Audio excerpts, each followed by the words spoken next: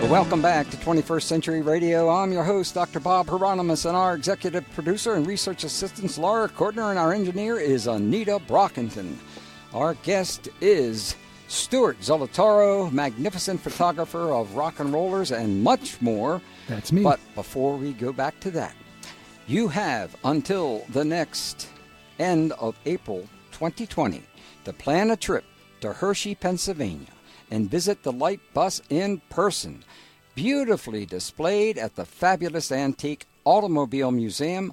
Our magic bus, the Woodstock bus, is the centerpiece of their 60s theme exhibit, Age of Aquarius, Cars of the Counterculture and Beyond. The museum alone is worth the trip, nestled as it is between the rolling pastoral hills of the Amish dairy farms. Yes, there's nothing like that.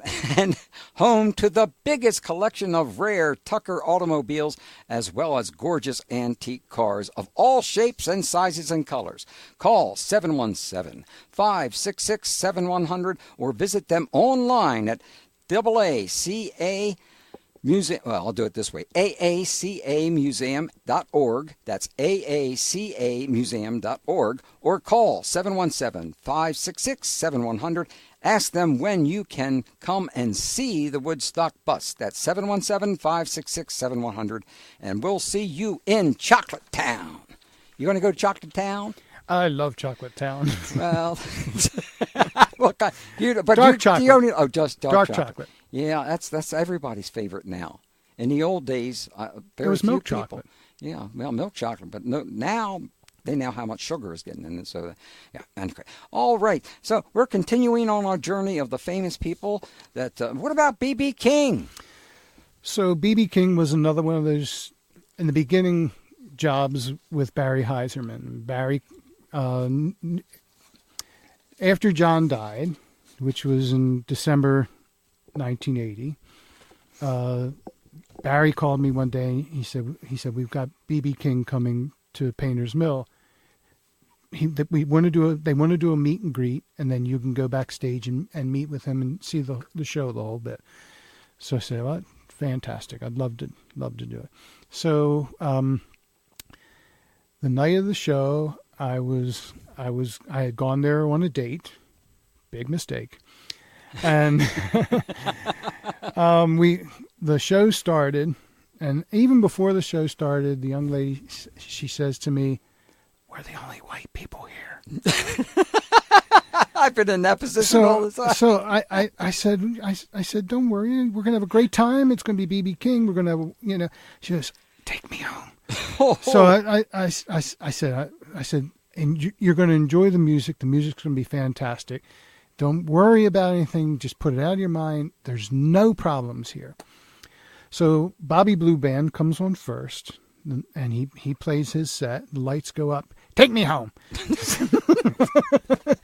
So I said, BB hasn't come on to play yet. So she's getting more and more moving away from me a little bit more and more. And so B comes on, he plays his set, and he always ends with "Thrill Is Gone." Thrill Is Gone, finishes playing, the light goes up, she darts for the door.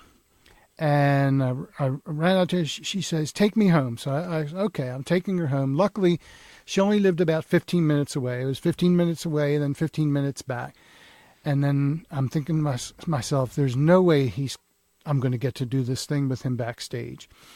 So I get back to Painter's Mill, and I pull up, and I run out of the car, and I realize I've locked my keys in the car. So I go inside, and BB's manager, his name is Bebop, and I said, "Am I still okay to get photos backstage and do the meet and greet?" He goes, "You've got plenty of time." He says, "You've got plenty of time." I said, "Is there a phone back here anywhere?" He said, "What do you need a phone for? It's 12:30. I said, "I locked my keys in my car. I just want to call my dad so he can come up and bring me and he didn't even let me finish. He says, "You're going to call your father at 12:30 at night to have him bring your keys up here." He goes to one of the guys, "Hey, get this man's keys out of his car for him." He opens up the car door, gets me my keys, And I walk back into the backstage area, and B.B. King is holding court. And the room is not a very large room, and it's packed. And he sees me come in, and he puts his hand up. He says, wait a minute, wait for me.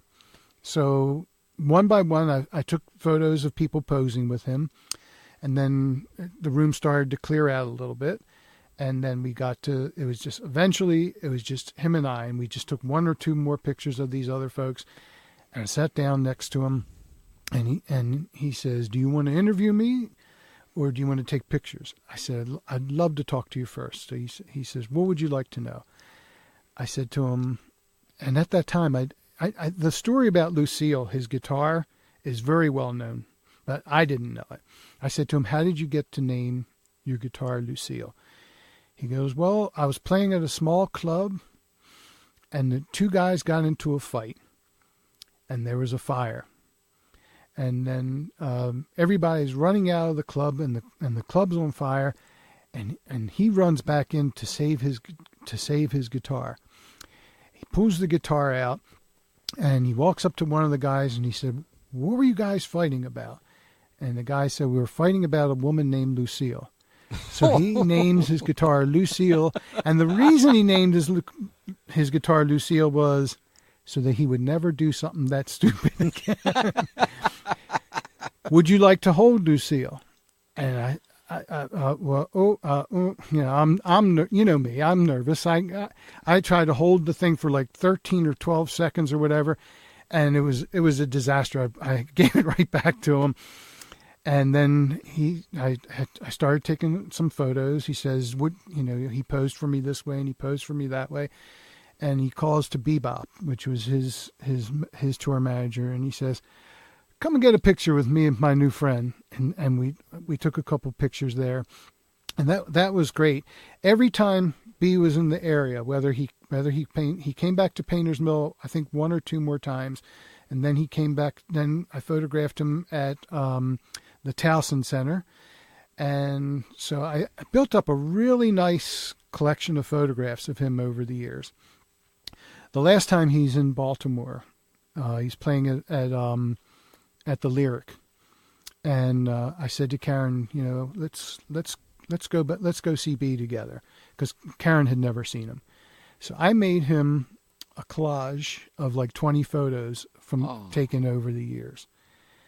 And I presented it to him, and he just, I didn't expect it, but he got all choked up.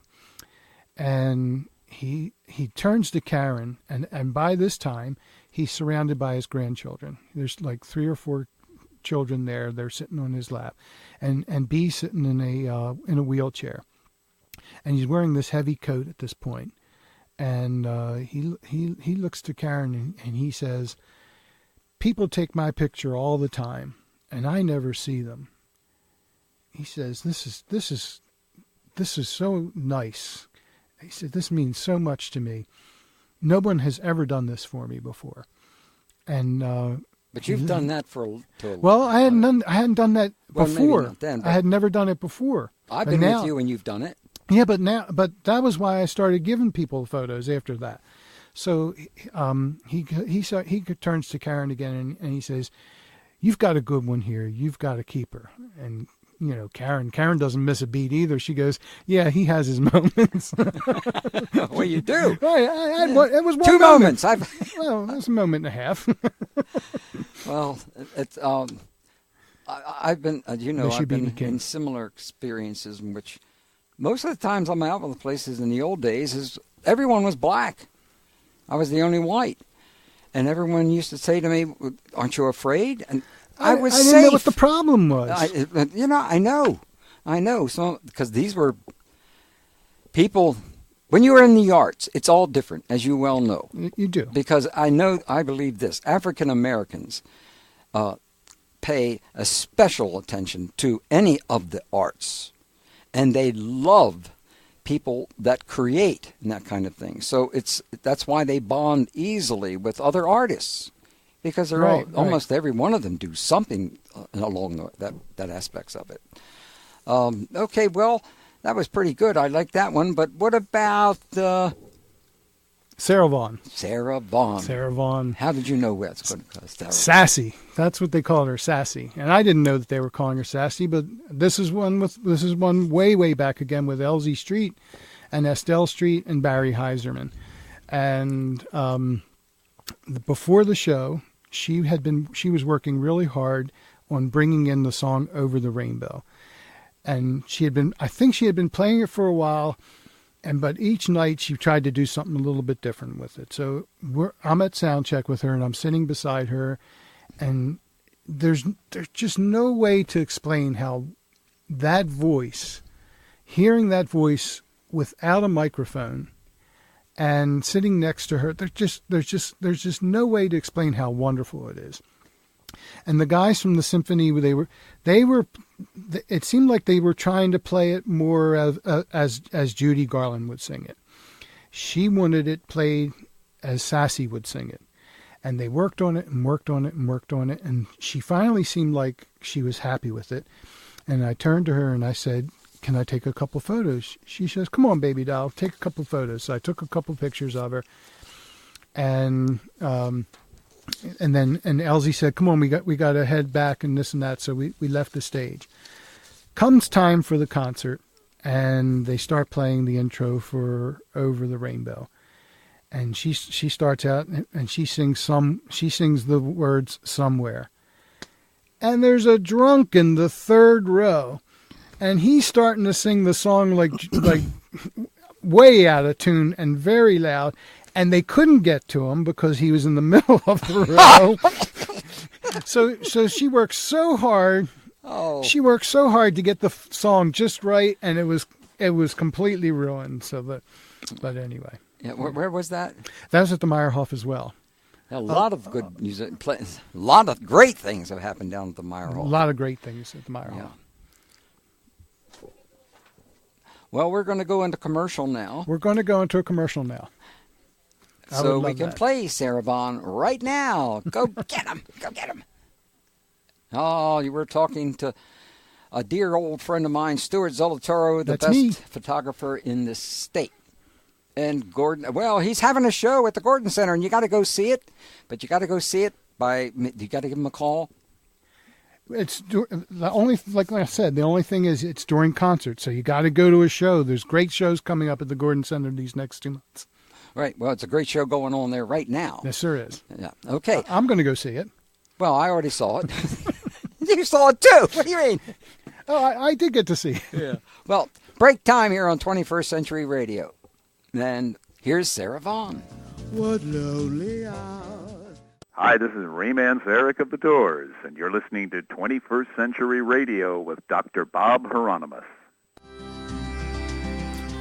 Welcome back to 21st Century Radio with our guest, Stuart Zolotorow. Who's singing right now? Lucas Nelson and The Promise of the Real and Willie Nelson. And it's sometimes it's difficult to figure out when Willie's singing and when Lucas is singing. I can see, yeah. That's who I thought it was. Lucas is this amazing guitar player, and the first time I saw Lucas, he was opening for B.B. King, and I was like, oh, what? He's playing behind his head, he's playing with his mouth, he's playing with his toes. It was just unbelievable, and it was fantastic seeing him open up for B.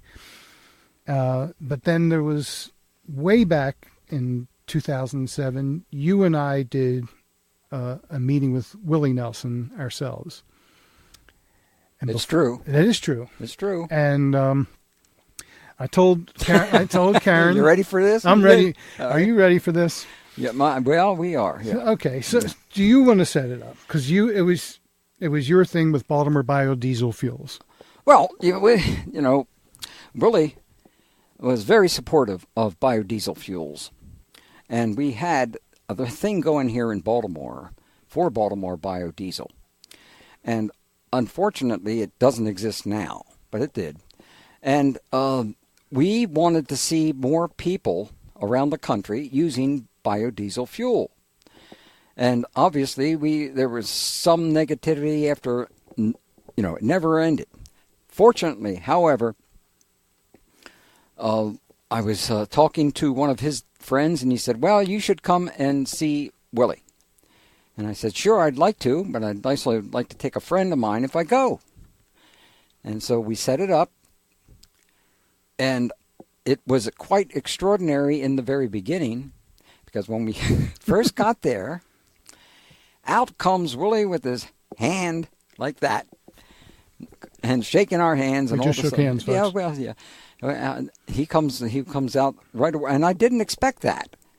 And then we started talking, but then he invited us inside. I didn't know for sure. Not everybody that meets him goes inside that bus. They all want to, but I don't. I'm sure he is very careful on who goes in there and who doesn't.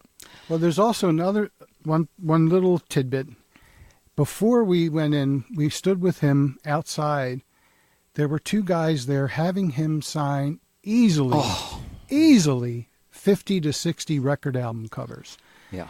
And the first thing we said to him when we got inside the bus was, you know, these guys are going to sell these things on the internet.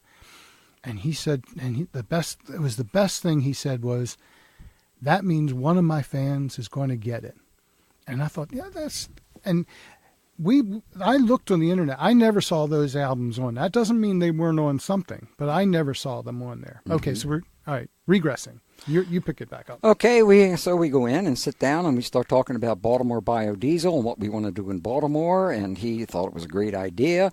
And he asked me about what I do. I showed him booklets on the Apocalypse mural and the other murals that I've done. He was very fascinated by, well, you know, every musician is interested in the arts, no matter what. And then, of course, I looked over into the ashtray. And in the ashtray was about 7 or 8 smoked joints. He never seems to finish the joint. None of them are finished. But I guess he decides. So anyway, he's sitting around there looking at I'm looking at it, you're looking at there, and he, he says. I've said to him, I'm thinking to myself, this is the only chance I'll probably ever get to talk with Willie Nelson. And we were talking about Baltimore, I can't even say Baltimore biodiesel fuels. Yeah, you got it. We were talking about it for a good hour. Yeah. A good hour. And I said to him when there was a lull, I said, can we talk about music for 30 seconds or so? And he says, yeah, what do you want to know? So, of course, me being the guitar guy, I said to him, tell me the story about your guitar. And he says, well, my guitar's name is Trigger. And there was a guy named Leon Russell. Leon asked me if I would sign his piano. And I said, I'll sign your piano if you sign my guitar. So this old Martin guitar that Willie's been playing, it's got huge holes in it. Yes, I was. He goes on tour with it every year. He hid it underneath his bed for the years that the IRS guys were goofing with him. And then every year they rebuild the thing because that's his guitar. He doesn't want to play another guitar. The only time I ever saw him play another guitar was when he played a piece with Johnny Cash back in the early 80s on something called VH1 Questions and Answers or something like Storytellers. Yeah. So he tells me all about the guitar, and just then he starts to light one of these little doobie It wasn't cigarettes. so little. It was the size of my wrist. It was pretty large. I mean, it's like a cigar. It was huge. Yeah. And the thing I didn't tell you that before we left, I told Karen that photographing Willie Nelson on his bus today, she says to me, if he offers you one of those cigarettes, don't you take it. So sure enough, he takes a big puff and the thing goes all red and he hands it to me. And I say to him, Willie, I don't do that. What? That's not me. I just don't get high. And he looks at me and he says, you're on my bus and you're judging me. And I said, no, I'm not judging, but it's just not my thing. And I killed the whole vibe. I did, sort of, Well, just for a minute. Yeah, for a minute. But he adjusted to that. He could see. I think he's a bit psychic. And I could see, he could see the kind of person you were. You weren't bullshitting. You weren't taking advantage. Are you allowed to say that? I don't know. I don't know anymore. They changed rules and regulations all over the place. We just lost all the air. Yeah, but I was a bit concerned, though. I was a bit concerned that this is going to cut this meeting short, and I hadn't finished. So, obviously, then, he passed it on to me. And I thought, well, I had better had. And I did. And I must say, it was some of the strongest I've ever had. As a matter of fact, I could hardly stand up. And I'm just not a smoker, right? Right. So I think he was amused by that, because he warned me. He warned me. He said, well, you're not going to drive a car now, are you? Because you got up here, you're not going to be able to drive it. Fortunately, who was driving? You were driving. Right? I was driving. Yeah. Well, it all ended up pretty good. It ended up pretty good. And the kicker is, right when he said that to me, I said, and besides, my wife told me I couldn't partake. Well, I'm glad you did that, though. He didn't criticize you for it. No, and at the end, he made sure, I just wanted to make sure everything was all right, and he pulled in his pocket and he gave me a couple guitar picks, and he let me realize, that he wasn't upset. I think he was taken back, and one of the guys from Baltimore Biodiesel told me after we left the bus, you were probably the first person to say no to him. Mm-hmm. So there you go. Yeah, but you have photographed him many times. Many times since. Many times. So if he was so offended, you wouldn't have been able to shoot him again. This is true. They are still using one of my photos from that night. Actually, it was the following night at the York County Fair. I photographed him the following night. He knew that I was going to be there. And they're still using one of those images on his website. And they used it for his calendar in 2010 and 2012. They used a different image. So if he was literally upset, I don't think he would have allowed that to happen. And I don't know if a lot of people know that when he got in trouble with the government, and the government was coming in and taking everything, they were taking everything they could. What was so impressive was his friends got together and bought all of it and gave it back to him. Now that had to tee off. I didn't know that. Yeah, well, that's a big thing, because he really loved some of that stuff, and he didn't want it, and that it's very impressive that they would do that, because this is a really good man, He is kind, he's helpful, and I think he is a great inspiration to a lot of people that are poor. And he helps people that are poor. I don't know all the facts in this, but he has a whole group of individuals that he supports, and you don't hear anything about it. Just a very kind, good man, and I was really proud to meet him at that particular time. And I'm sorry that Baltimore Biodiesel had to leave Baltimore, because the politics was too much. George Bush at that time. Well,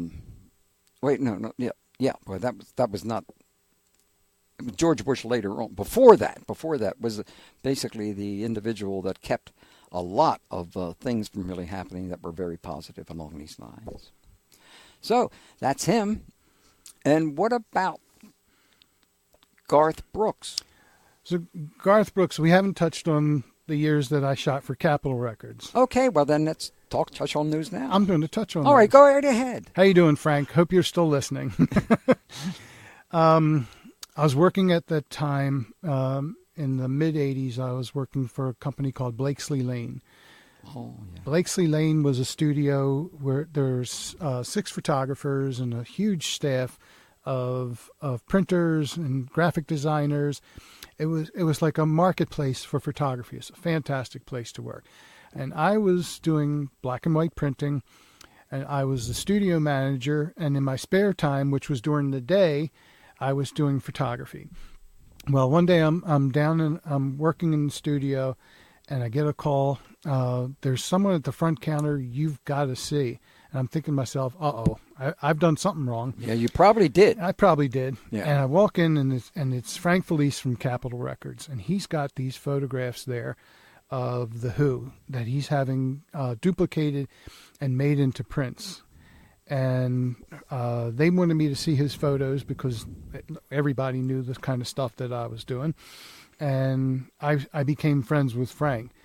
And he had me come out, and the first job that I shot with him was Jeb Lloyd Nichols and Holly Cole, I believe. And we went to, we first took them to Annapolis, and I want to say that the station was WHFS. I'm not 100% sure, but I think we took them there. We took them to R&R. And then I got to photograph Paul and Linda McCartney, and that was in 1990, July 4th. And that was fabulous in itself. But the neatest part about that was at the end of the shoot, Paul went in to talk to reporters, and Linda stayed outside and stayed out with the 4 photographers that were there, and I was one of them. All I wanted to do was thank Linda for publishing my first photo of Yoko and John. And I waited my turn and waited my turn and waited my turn, and they're starting to pull at her to try and leave. And it's finally my turn, and this guy walks up to her and says, "I want to shake hands with the woman who shakes hands with Paul McCartney every night." And she turned at me and she gave me the funniest look, and she turned back to him and she said, "People in love don't shake hands." I never got my chance to thank her, which is unfortunate because I lost my nerve. She was one of those photographers that she had the best access in the days where there were very few ladies doing what she was doing, and her stuff was wonderful. But anyway, so let's go to Garth Brooks. So we were supposed to photograph Garth at the Capitol Center. I think it was at the Capitol Center, and they decided to do the photo shoot at the branch of Capitol Records, and at that point it was in Columbia, Maryland, at Snowden River Parkway. So, and my thing was, it was the same day of Passover, the first day of Passover, and we started to do our shoot somewhere around 3 or 3:30. We met everybody there. I set up full backdrops when I did my meet and greets. And I did several meet and greets for Capitol. I did Richard Marx, Garth Brooks, Bob Seger. There was 2 others. It'll come to me in a minute. So we shot the whole thing with Garth, and I mean I have colored gels on the lights, and I made it a fun thing for the people who are having their photos done, and a fun thing for Garth, because he was used to having to walk around and shake hands and then get the picture taken, walk around more, shake hands. I had it so that we did everybody in one place at one time, and it was much easier for him. That way we formed a line off to the side. People got to shake hands with them, get their picture taken. We asked people at that time not to ask them to sign stuff, because that would slow things down, and we wouldn't get to everybody if we had people asking to sign stuff. So at the end, we're getting towards the end of the shoot, and there was a woman from Capitol Nashville who was working the shoot with us. And so at this point, there's like 3 more people, and Garth in the room, and his assistant in the room, and myself. And we're starting to take a shot, and these 2 ladies walk up to him, and the woman from Nashville, she says no. And I said, I'm thinking to myself, he's already posing with them. What am I going to do? So I go to focus the camera. She says, no again. And at that point, I'm looking at Garth. I couldn't get out of it. I couldn't tell. I didn't want to embarrass him. I didn't want to embarrass the people who would have messed things up. So I took the pictures. And then there was 2 more people. They got in line. They had their pictures taken with him. So she comes back to me and she says, come out in the hall with me. And she proceeds to let me have it a little bit. And she was a little bit loud for a couple seconds. And I walked back in, and I guess I was a little bit white in the face. And Garth says to me, you just got reamed, didn't you? And I said, yeah, don't worry about it. Everything's cool. And he picked up at that time I was shooting film, Kodak film. He picked up a box of film from me, and he says, he signs his name on it, and it says, God bless you, Garth Brooks, great working with you. And so, that was like, I was like, oh, this is amazing. He even, just the fact that he even said that to me, that he was concerned that, he made me feel like he was concerned that someone he had just met and was just working with got reamed. Sounds like a very kind guy. Story. Kind guy. Hey, we time out on the playing field here. And we're going out with Garth Brooks. I'd like to go out with him. Well, right now we're going to do it. Come on. Of course, dude. Reminds me of the old days.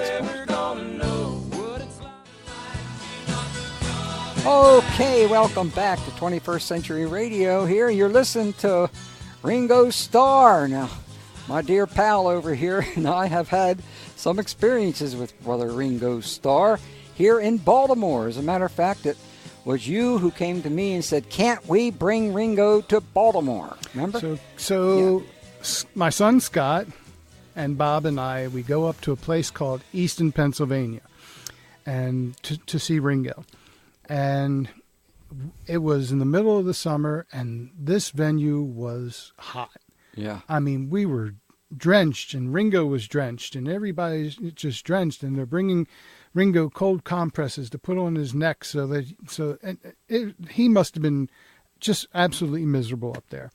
So on the way home, we're driving back, and I keep the car nice and cool. And you're like saying, I'm freezing. Like freezing. I was freezing in the back. So I said, we should try to bring Ringo to the Meyerhof. Yeah. And we started working on it, and it looked like it was going to happen, and they gave us a date, and they gave us the date for the tour immediately following that tour that Bob and I had done in Easton.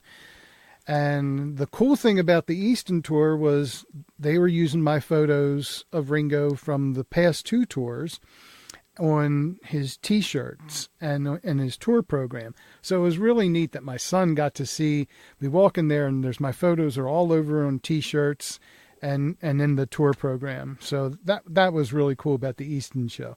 So we get a date for the following year after the Easton show, but I can't remember what year that was. It would have been the 2006 tour. That's when they did the T-shirts. And so I want to say we get a date in like the 2008. Yeah. 2008. Yeah. So they give us this date, which was July 9th, my birthday. So I thought, Kismet, Ringo and my birthday in Baltimore. And in the time that it took to get it together over the weekend and get Ringo's fees and all that stuff, they didn't take us seriously, and they gave the date to Cincinnati. So that meant another 2 years later, we would get a date. And I got a phone call from Toby at the Meyerhof and from you at the same time. And I'm on a shoot, and they say Ringo is going back on tour in 2012. And Toby says, I'm going up to New York, and I'm going to personally get them a check so that we can get that date. You want to take it in from a little bit? No, go. Okay. I want to hear how All you right. do it. Okay. So, in between that, I do all kinds of photography. I work with everybody. And at that time, I was doing a lot of work with Governor O'Malley. And I was doing a job at the time it was called the Maryland Trial Lawyers. And there was a lull in between somebody coming up to have their picture taken with the governor and the time that he was going to be doing his speaking. And I walked up to him and I said, "We're bringing Ringo Starr to the Meyerhof. Would you like to introduce him?" He goes, yeah, get me in on that. So he gives me his scheduling person. And that was probably about 3 months before the show. Maybe 2 days before, I get a phone call from his scheduling person saying the governor's gotten called out of town. He can't make it to do the introduction. So then you picked it up and you tried to get a few people at the last minute. You tried to get, I don't remember all of that because, boy, it was a stunner no matter what. But eventually we did. Eventually, I think we just did the bit where somebody just said, "Welcome to the Meyerhof" backstage, and there was no big deal about doing the introductions.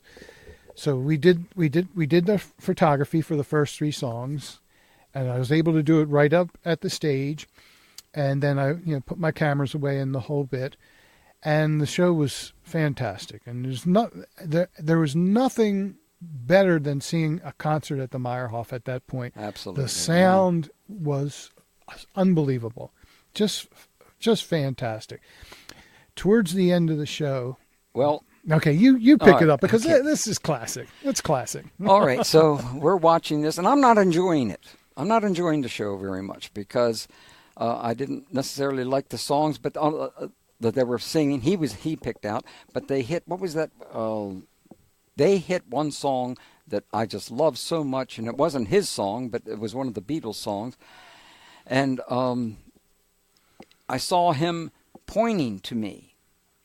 He kept pointing to me, and I said, "What's going on here?" He's pointing to me, and it was you. You have to realize that Bob is wearing, what do you call that hat? It's a boater. It's a boater hat. Yeah, a boater hat. You can just put it in the ocean. Yeah. Well, it's a typical $1,000 boater hat from New York City. And so he kept pointing at me, and I asked you, and I asked your brother, my son, right? Yeah, your son, "What's going on here?" Yeah, he said, "He wants your hat." What's your hat? I said, "He wants my hat."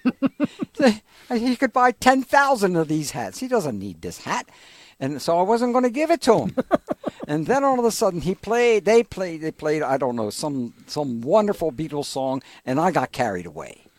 And it was I can't say for sure, but it was pretty close towards the end, and it was probably a little help from my friends. That was it. That was it. Yep, that was it. I mean, and there goes the hat. Yes, I couldn't control myself. I took it. I threw it up on the stage. Like it was a Frisbee. Yes. It was great. Yeah. And it laid right there, and I thought, okay. So he comes over, picks it up, puts it on his head. And he bows to you. Right. And that was so cool. Yeah. And then the following day, he did a little press thing online. And he's wearing your hat with it. Yeah.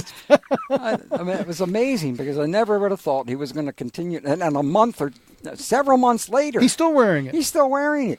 And I was amazed. And now you want it back. Yeah, I'd like to have it back now. Because I wore that hat to the White House. I wore it to so many other places that were important. It's an important hat to me. And my son caught the whole thing on his cell phone. Yeah. So somehow we got to put that on your website so that you can reintroduce that. Because that's a story that's never been was told. Classic. That was classic. Yeah. So, but it was kind of thrilling there for a while. But then after it was all over, I'm thinking, and he ran away. Remember? He runs out. He ran and left, and we couldn't. No matter what we did, we couldn't have found him. So. That was a very strange experience, but a wonderful one. It was great. It was fun. And it's always fun with Ringo. With all the time we took, years to do it. That took years. And what was always amazing to me is we don't get credit. Yeah, we didn't get credit. Nope. We're getting credit now, though. Well, might as well. We might as well. I mean, what the hell, from that standpoint. Can you say that? Yes, you can. We just got dropped by 32 stations along the line. Well, I remember Tom Marr saying it, so it's okay. Now, Crosby, Stills. No. We just got about 6 minutes left here. Who do you want, Chuck Berry Frank Sinatra, Prince, or Graham Nash or Crosby, Stills and Nash? Let's do Crosby, Stills, Nash because all right, okay. That was another thing. I was at an event photographing Graham Nash for Goldmine magazine, and I was at a small place in Philadelphia, and they're taking orders. It was a little divey place, and Graham is playing the very quiet notes to the whale song. And there's a waitress, you gotta cancel out your ticket now, and during the middle of the song. So I went up at the end of the night. I went up to Graham, and I went up to his tour manager, and I said to him, "There's a fabulous little place in Owings Mills, Maryland, called the Gordon Center. We'd love to bring Graham to the Gordon Center." And he says, "Well, we've got this and this going." And he said, "Get me the information, and we'll make it happen." So let's go back to a little bit more in between, and we went to see them a second time. The first time that you and I worked with them was at Wolf Trap in D.C. And Graham wanted the photos to be on the cover of the magazine, and he wanted me to have front and center access. They wouldn't give it to me. They wanted me all the way in the side, and we said, "I don't want to shoot from there. I can't get anything great from there. I want to get all three guys, and you need to be in the pit to do that." So we went back and forth. Maybe a minute and a half before the show was about to start, somebody came in and said, "We can get you in the pit, but you can't be in the center because there are seats in the center." I said, "Great. Well, I know exactly what I'm going to do."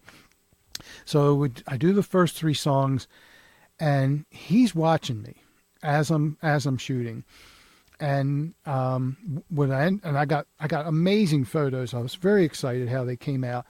We went backstage afterwards. The first thing he says, "I saw where they put you.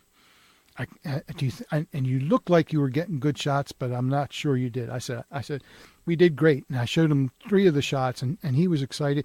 And he looked at that one of the ones, and he goes, "That's the cover right there." So we did that one, and that one was on the cover.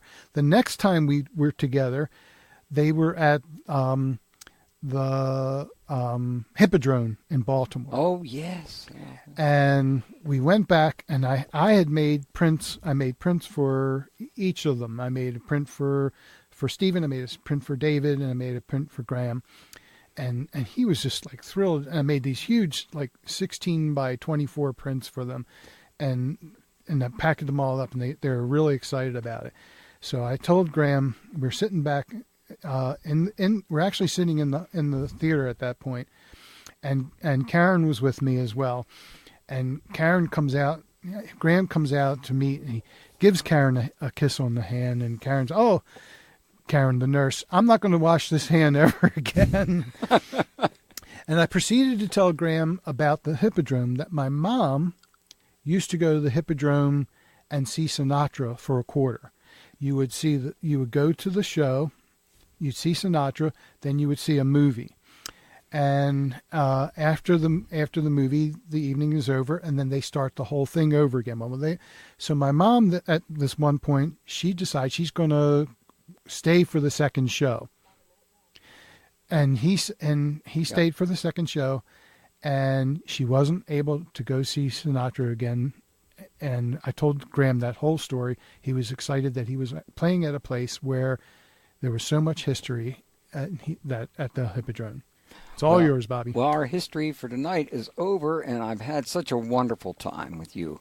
Can we stay another hour? Well, we'll start doing Elvis next or something like that. But I want to thank you for joining us today, and I look forward to our getting together very soon again. I want to stay another hour. Okay. Well, the Gordon Center, don't forget, Gordon Center are up until how long do you think it's going to be? It's going to be there till January the 3rd, folks. January the 3rd. Good. I'm going to go see it. Well, I'll go with you. Okay. Well, yeah, I'll go with you because there were too many people there the last time you were there. Are we still on the air? Oh, okay. We're going to say goodbye, and Dr. Zolotorow will be your guest, or actually your host next week. Happy Thanksgiving.